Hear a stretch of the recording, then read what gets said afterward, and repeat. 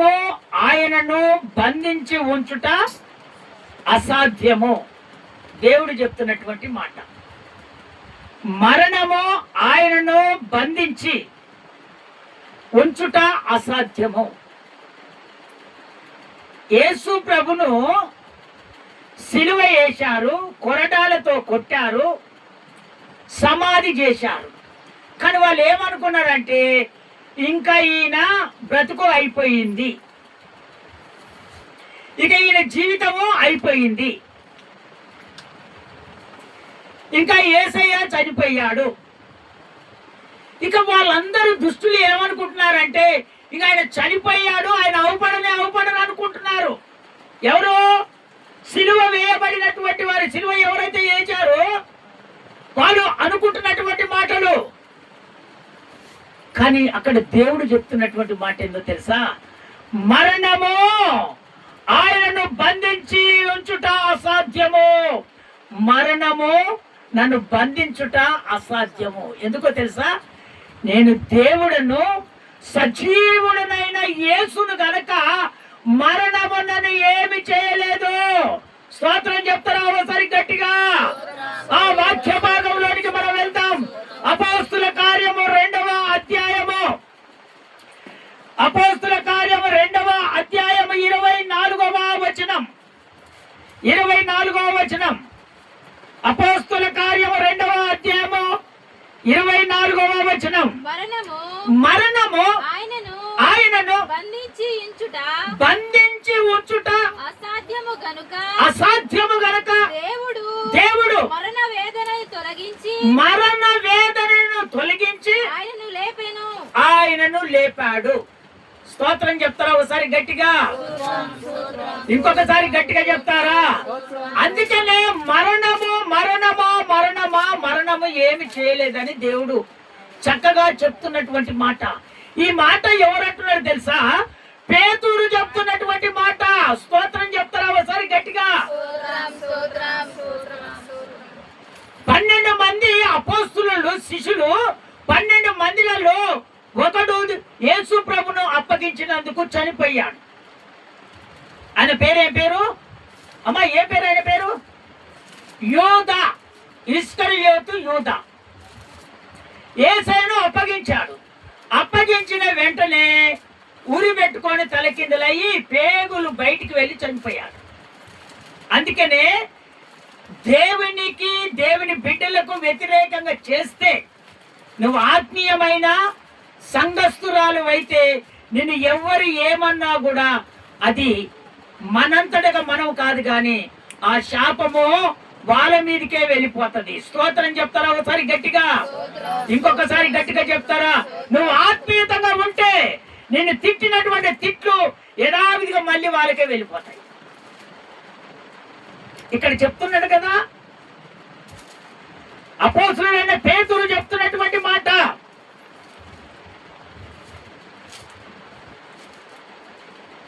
మరణము ఆయనను బంధించి ఉంచుట అసాధ్యం అంటున్నాడు. అందుకనే దేవుని బిడ్డలారా, మొట్టమొదటిగా మనము యేసుక్రీస్తుని మృతి పొంది లేపిన దేవుడు మనల్ని కూడా లేపుతాడని మనం విశ్వసించాలి. స్తోత్రం చెప్తారా ఒకసారి గట్టిగా? మీరు జాగ్రత్తగా దేవుని వాక్యాన్ని వినండి. ఇప్పుడు దేవుని వాక్యాన్ని వినండి.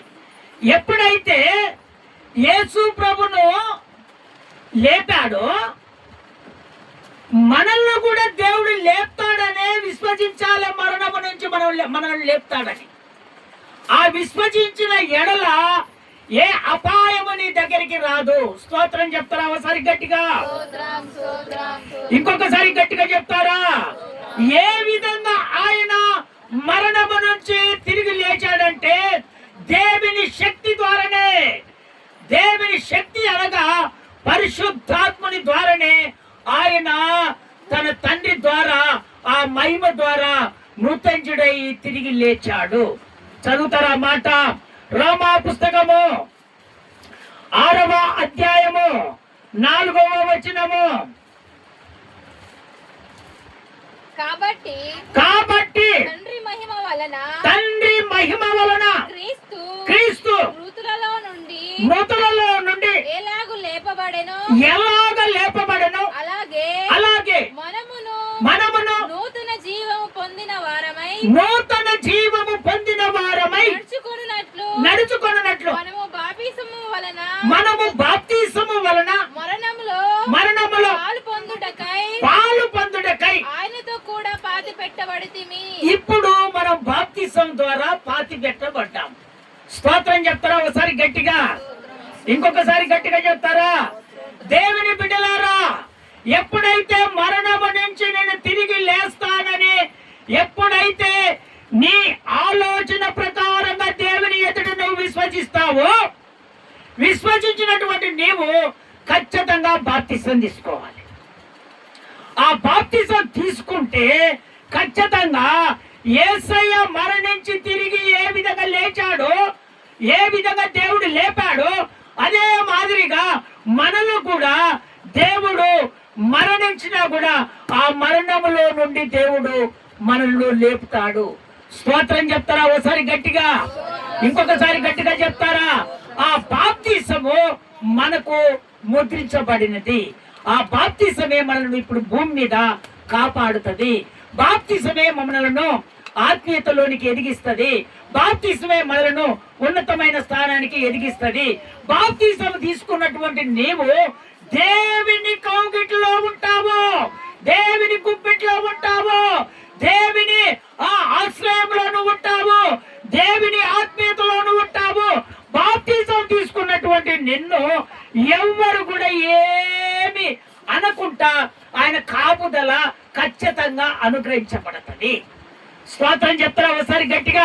మళ్ళీ రిపీట్ చేస్తావా మాట? మళ్ళీ రిపీట్ చేయి. కాబట్టి వినండి, కాబట్టి తండ్రి మహిమ యేసయ్య తండ్రి మహిమ వలన లేచాడు.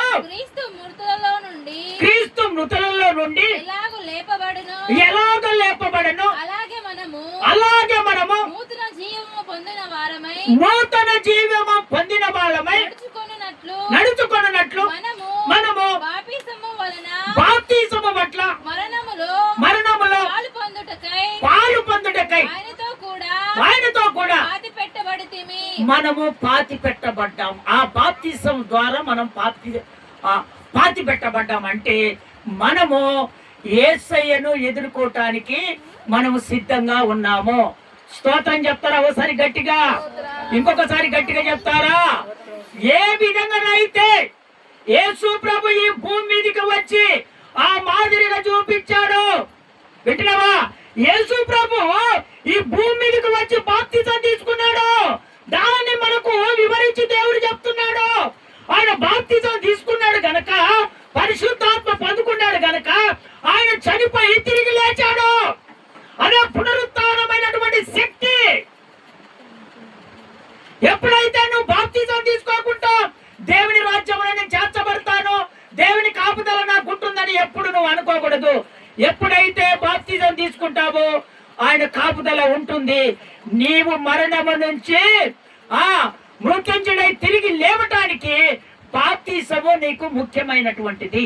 స్తోత్రం చెప్తారా ఒకసారి గట్టిగా, ఇంకొకసారి గట్టిగా చెప్తారా?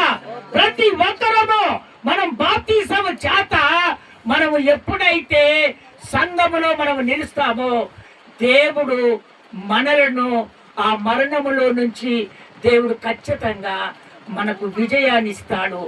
నూతన అనుభవము మనలోనికి వచ్చేస్తుంది.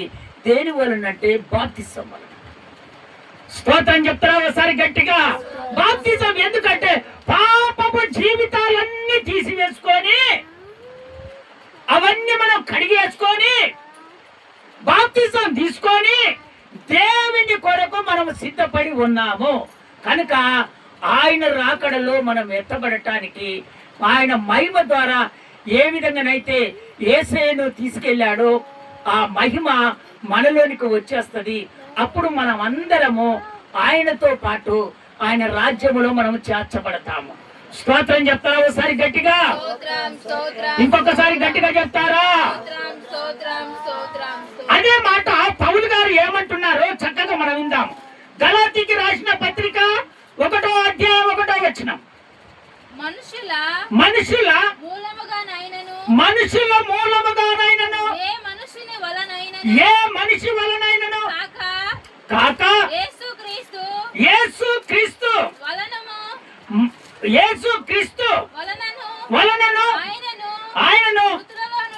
మృతులలో నుండి లేపిన తండ్రి అయినా దేవుని వలనైనను అపోస్తుడుగా నియమింపబడిన పౌలు చెప్తున్నటువంటి మాట. స్తోత్రం చెప్తారా ఒకసారి గట్టిగా, ఇంకొకసారి గట్టిగా చెప్తారా?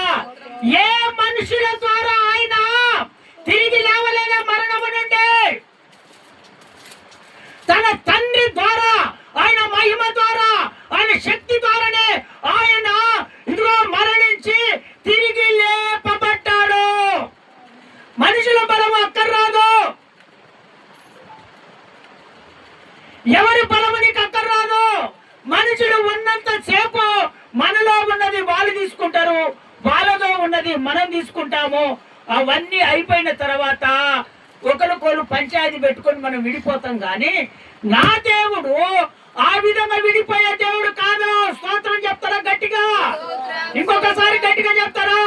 మన దేవుడు మనల్ని సమృద్ధిలోనికి తీసుకొని పోయే దేవుడు, మనల్ని స్థిరపరిచే దేవుడు, మనల్ని అంచెలంచెలుగా ఎదిగించే దేవుడు, మనకు కావలసినది అనుగ్రహించే దేవుడు. ఆయన ముమ్మాటికి ఎప్పుడు మన చేతులను వదిలిపెట్టేవాడు కాదు. యేసయ్య మరణించాడు. మరణించగానే ఆయనను ఇదిగో తన తండ్రి వచ్చి ఆయన శక్తి ద్వారా, ఆయన పునరుత్థాన బలము ద్వారా ఆ మరణము నుంచి దేవుడు లేపాడు. స్తోత్రం చెప్తారా ఒకసారి గట్టిగా, ఇంకొకసారి గట్టిగా చెప్తారా? అపోస్తలుడైన పౌలు సాక్ష్యం ఇస్తున్నాడు. అపోస్తలుడైన పౌలు యవ్వనంలో ఉన్నప్పుడు దేవుని బిడ్డలను విమర్శించేవాడు, దేవుని బిడ్డలను కొట్టేవాడు, అనేకమైన హింసలు పెట్టేవాడు, అనేకమైన బాధలు పెట్టేవాడు. అయినా కూడా ఆయన యేసయ్య గురించి సాక్ష్యం చెప్తున్నాడంటే కారణం ఏంటో తెలుసా? యేసయ్య గొప్ప దేవుడు, ఆయనలో పునరుత్థాన బలం ఉంది, ఆయనలో పునరుత్థాన శక్తి ఉందని ఆయన రుజువుగా ఉన్నటువంటి ఆ గలాతీ సంఘానికి వివరించి చెప్తున్నాడు.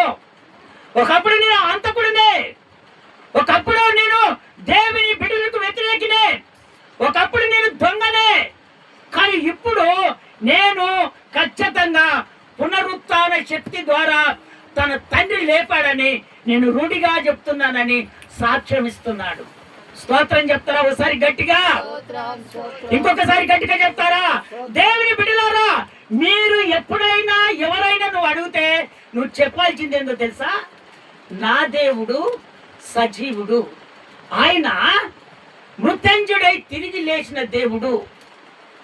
ఏ విధంగా నీకు తెలుసు అంటే ఇప్పుడు వాక్యం చూపెడతావు. స్తోత్రం చెప్తా. అండర్గ్రౌండ్ చేసుకో వాక్యము, అండర్గ్రౌండ్ చేసుకో వాక్యము. రేపటి దినాన ఎవరైనా అడిగితే నువ్వు దాన్ని రుజువుపరుస్తావు. హిందువులు ఎవరైనా ఉన్నారనుకో, దేవుని నమ్ముకోనటువంటి వాళ్ళు ఎవరైనా ఉన్నారనుకో, మీ దేవుడు ఏ విధంగా లేచాడమ్మా అని అంటారు. వాక్యం చూపెట్టాలి. అక్కడ వాక్యం చూపెడతా అమ్మా అవునా దేవుడు సజీవుడు, ఆయన తిరిగి లేచాడా, అది వాళ్ళకు జ్ఞాపకం వస్తుంది. స్తోత్రం చెప్తారా ఒకసారి గట్టిగా, ఇంకొకసారి గట్టిగా చెప్తారా? రెండవదిగా మరణ వేదనను జయించాడు. రెండవది ఏంటిదంటే మరణ వేదనను యేసయ్య జయించాడు. ఇక్కడ ఎవరు చెప్తున్నాడంటే యోహాను భక్తుడు ఎంత సూటిగా చెప్తున్నాడు. ప్రకటన గ్రంథం 1వ అధ్యాయం 18వ వచనం, 1వ అధ్యాయం 18వ వచనం, ప్రకటన గ్రంథం 1వ అధ్యాయం 18వ వచనం. నేను మొదటి వాడను కడపటి వాడను జీవించువాడను మృతుడనైతిని కానీ ఇదిగో యుగ యుగములు నేను సజీవుడనై ఉన్నాను. స్తోత్రం చెప్తారా ఒకసారి గట్టిగా, ఇంకొకసారి గట్టిగా చెప్తారా? దేవుడు ఇవన్నీ ఇదిగో యోహాను భక్తుడు ప్రార్థన చేస్తున్నప్పుడు ఆ ప్రార్థన ద్వారా, ఆ దర్శనం ద్వారా దేవుడు మాట్లాడిన మాటలే ఈ ప్రకటన గ్రంథము ఆ యోహాను రాశాడు. స్తోత్రం చెప్తారా ఒకసారి గట్టిగా, ఇంకొకసారి గట్టిగా చెప్తారా? ఇదిగో మొదటి వాడను నేనే, కపటి వాడను అంటే కడపటి వాడంటే ఇక చివరి వాడను నేనే. ఆ త్యాగం ఎవరు చేయలేరు, ఆ విధంగా మరణించి ఎవరు లేవలేరు. నేను యుగ యుగాలకు దేవుడు సజీవుడైన యేసు అని చెప్పాడు. చెప్పి చనిపోయాడు దేవుడు. ఒక్కొక్క భక్తులకు చెప్పి చనిపోయి తిరిగి లేచాడు. ఆ వాక్యము నెరవేర్పు జరగాలని, ఆ ప్రవక్తల నోట్లో వచ్చినటువంటి ఆ వాక్యము పొల్లు బాగుడా నెరవేర్చబడాలని, ఇదిగో నాకు తప్ప ఈ భూమి ప్రపంచములో మళ్ళీ ఎవరు చనిపోరు, ఎవరు మళ్ళీ తిరిగి లేవరు. ఇదిగో ఆదియు నేనే, అంతములోనే యుగ యుగములను నేనే దేవుడనై ఉన్నాను. మొదటి వాడను నేనే, కడపటి వాడు, చివరి వాడును కూడా నేనే.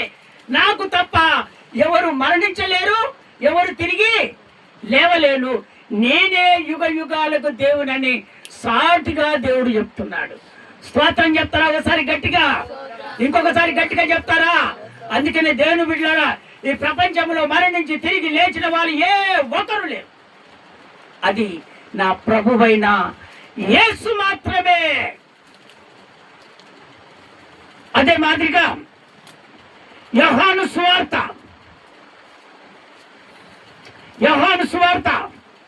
16వ అధ్యాయం 20వ వచనం. యోహాను సువార్త 16వ అధ్యాయం 20వ వచనం.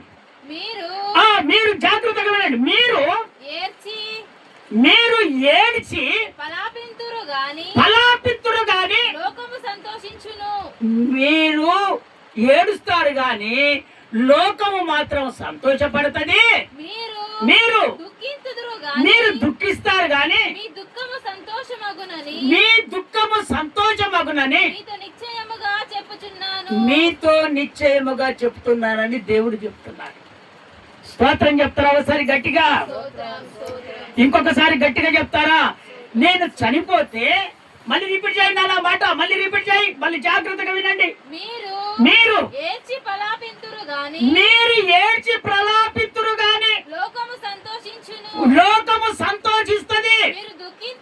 మీరు దుఃఖిస్తున్నారు, మీ దుఃఖము సంతోషమగునని మీకు నిశ్చయముగా చెప్పుచున్నాను. దేవుని బిడ్డలారా, ఇదిగో యేసయ్య చెప్తున్నటువంటి మాట. నేను మరణిస్తే మీరు దుఃఖిస్తారు, ప్రలాపిస్తారు కానీ ఇదిగో లోకములో ఉన్నటువంటి వారందరికీ సంతోషం కలుగుతుందని దేవుడు చెప్తున్నాడు. స్తోత్రం చెప్తారా? ఒకసారి గట్టిగా, ఇంకొకసారి గట్టిగా చెప్తారా? ఈ రోజు దేవుని బిడ్డలైనటువంటి మనం అందరము సంతోషము కలిగి ఉండాలి. ఎందుకో తెలుసా? ఆయన మన కొరకు మరణించి తిరిగి లేచి మళ్ళా రావటానికి సిద్ధంగా ఉన్నాడు. కానీ ఈ భూమి మీదలో ఆయన ఆత్మ చేత మనల్ని కాపాడుతా ఉన్నాడు. స్తోత్రం చెప్తారా? ఒకసారి గట్టిగా. అదే యోహాను సువార్త 16వ అధ్యాయం 24వ వచనం. ఇది వరకు మీరు ఏమియో మీరు ఏది నా పేరట అడగలేదు, మీ సంతోషము పరిపూర్ణమగునట్టు నన్ను అడుగుడి, మీకు ఖచ్చితంగా దొరుకుతుంది. మీ సంతోషపూర్వకంగా మీరు ఈ పునరుత్థాన ఆరాధనలో, ఈ ఈస్టర్ ఆరాధనలో మీరు దేవుని ఏది అడుగుతున్నారో నా దేవుడు అది మీకు ఖచ్చితంగా చేస్తానని మాటిస్తున్నాడు. స్తోత్రం చెప్తారా? ఒకసారి గట్టిగా.